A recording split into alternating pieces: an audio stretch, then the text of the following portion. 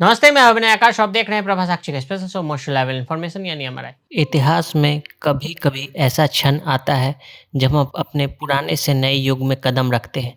जब एक युग समाप्त होता है और जब राष्ट्र की लंबे समय से दबाई गई आत्मा को अभिव्यक्ति मिलती है। यूनाइटेड स्टेट्स ऑफ अमेरिका का वो शहर जहाँ वहाँ की सबसे बड़ी मुस्लिम आबादी रहती है, एक ऐसा शहर 91 के हमलों के बाद 3000 लोगों की मौत हुई और हर शख्स मुसलमानों को शक की निगाहों से ही देखने लगा। उसी शहर की गलियों में एक मुस्लिम लड़का खड़ा हुआ, राजनीति में उतरा। ऐसे में नेताओं को उसने चुनौती दी जिसके पीछे कई अरबपतियों की बैंकिंग थी। फिर भी वो लड़का उनके आगे चट्टान की तरह खड़ा रहा। उस शहर में जहाँ उसकी मुस्लिम पहचान पर भद्दी-भद्दी बातें बोली गई, वो अपनी पहचान को छिपाता नहीं बल्कि उसे गर्व के साथ अपने साथ लेकर चलता। शहर के मेयर का चुनाव लड़ता है और इस चुनाव में ऐतिहासिक जीत दर्ज करता है। हम जोहरान ममदानी की बात कर रहे हैं जिन्हें 5 नवंबर को न्यूयॉर्क शहर के मेयर का चुनाव जीत लिया। ममदानी ने अपने भाषण में भारत से के पहले प्रधानमंत्री जवाहरलाल नेहरू के उन लफ्जों को दोहराया जो नेहरू ने 200 वर्ष की अंग्रेजों की गुलामी से आज़ादी के बाद कहे थे। इतिहास में उस प्रसिद्ध भाषण को ट्रिस विद डेस्टिनी के नाम से याद किया जाता है। ममदानी ने न्यूयॉर्क सिटी के मेयर चुनाव में 50.4% वोट हासिल किए। उन्होंने डेमोक्रेटिक प्रतिद्वंदी एंड्रू क्यूमो और रिपब्लिकन उम्मीदवार कर्टिस सिल्वा को मात दी। ममदानी का भारतीय कनेक्शन। जोहरान ममदानी का भारत से भी गहरा कनेक्शन है। उनका जन्म तो युगांडा की राजधानी कंपाला में हुआ था, लेकिन माता पिता भारतीय मूल के हैं। उनकी मां मीरा नायर मशहूर फिल्म डायरेक्टर हैं। नायर की फिल्म जैसे सलाम बॉम्बे और मानसून वेडिंग को अंतर्राष्ट्रीय स्तर पर काफ़ी सराहना मिली है। वहीं ममदानी के पिता महमूद ममदानी युगांडा भारतीय मूल के हैं। जन्म बॉम्बे में हुआ, पेशे से प्रोफेसर और कोलंबिया यूनिवर्सिटी में पढ़ाते हैं। जोहरान ने अपने बचपन के कुछ साल साउथ अफ्रीका के केप टाउन में बिताए। वहाँ उन्होंने सेंट जॉर्ज ग्रामर स्कूल में पढ़ाई की। 7 साल की उम्र में वे परिवार के साथ न्यूयॉर्क आ गए। उन्होंने 2014 में बोडवाइन कॉलेज से ग्रेजुएशन की। ममदानी ने उर्दू में अपना चुनावी कैंपेन भी किया था। उन्होंने 2018 में अमेरिकी नागरिक के रूप में नागरिकता हासिल की थी। 2020 में न्यूयॉर्क राज्य विधानसभा के लिए चुनाव जीता, जहां उन्होंने क्वींस के 36वें जिला का प्रतिनिधित्व किया। फिर वह 2022 और 2024 के चुनाव में बिना विरोध के चुने गए। जोहरान ममदानी पर मां के कला व्यवसाय का भी काफ़ी असर रहा है। ममदानी एक हिप हॉप कलाकार भी रह चुके हैं जो यंग कार्डेमम या मिस्टर कार्डेमम नाम से भी जाने जाते हैं। 2019 में एक गाना भी रिलीज किया था उन्होंने।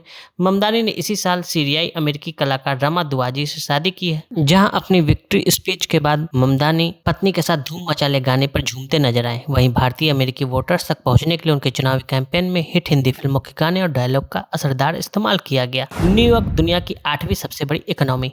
लगभग 90 लाख की आबादी वाला न्यूयॉर्क अमेरिका का सबसे बड़ा शहर है। 2.32 ट्रिलियन डॉलर की जीडीपी वाला न्यूयॉर्क यदि स्वतंत्र राष्ट्र होता तो यह दुनिया की 8वीं सबसे बड़ी इकोनॉमी होता। न्यूयॉर्क में लगभग 8 लाख भारतीय रहते हैं। अमेरिका में संख्या सर्वाधिक है। न्यूयॉर्क अमेरिकी पॉलिटिक्स का दिशा सूचक कहा जाता है। इस शहर को मूड ऑफ द नेशन भी कहते हैं। यहाँ अभी डेमोक्रेटिक गवर्नर है। ममदानी आम आदमी और मिडिल क्लास के मुद्दे उठाते हैं। इसमें बढ़ते किराए पर रोक का बिल लाना, सुपर रिच पर टैक्स लगाना। ट्रंप की रिपब्लिकन पार्टी के सिल्वा तीसरे नंबर पर है। दूसरे नंबर पर डेमोक्रेटिक बागी कुमो। ट्रंप ने कुमो का समर्थन किया। ट्रंप की पार्टी वर्किंग मिडिल क्लास के लिए कोई प्रोग्राम नहीं ला पाई। अमीर बनाम गरीब की जंग में बदला चुनाव। ममदानी ने सबसे बड़े शहरों में शुमार न्यूयॉर्क के इस चुनाव को अमीर बनाम गरीब की जंग में बदल दिया। उन्होंने न्यूयॉर्क में बच्चों के लिए फ्री केयर शुरू करने, सब्सिडी वाले घरों का किराया फिक्स करने, पब्लिक ट्रांसपोर्ट में मुफ्त यात्रा देने और शहर प्रशासन की ओर से सस्ते किरायाने की दुकान खोलने जैसे वादे किए। इन्हीं वादों में महंगाई और पब्लिक ट्रांसपोर्ट सुविधा की कमी, गहरी आर्थिक असमानताएं झेल रहे न्यूयॉर्क के आम तबके में नई उम्मीद जगी। मैं नहीं था तब हारे।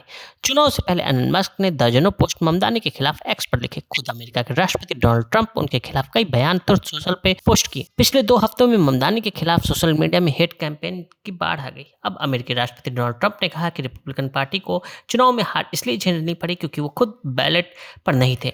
देश में शटडाउन जारी है। डेमोक्रेट जोहरान ममदानी ने न्यूयॉर्क सिटी के मेयर चुनाव में ऐतिहासिक जीत दर्ज की। वहीं पार्टी की नेता मिकी सोरेल न्यू जर्सी की गवर्नर बनी। एपिगेल इस पर बढ़कर वर्जीनिया की नई गवर्नर चुनी गई। बढ़ने वाली है रिपब्लिकन्स की चिंता। यूएस मिड टर्म इलेक्शन में ठीक 1 साल का वक्त है।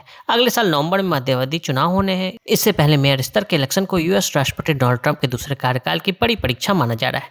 नतीजों ने साफ कर दिया कि ट्रंप इस परीक्षा में पास नहीं हो पाए। डेमोक्रेट ने न्यूयॉर्क सिटी का मेयर चुनाव, न्यू जर्सी और वर्जीनिया का गवर्नर चुनाव और कैलिफोर्निया में प्रोपोजिशन 50 जनमत संग्रह जीत हासिल की।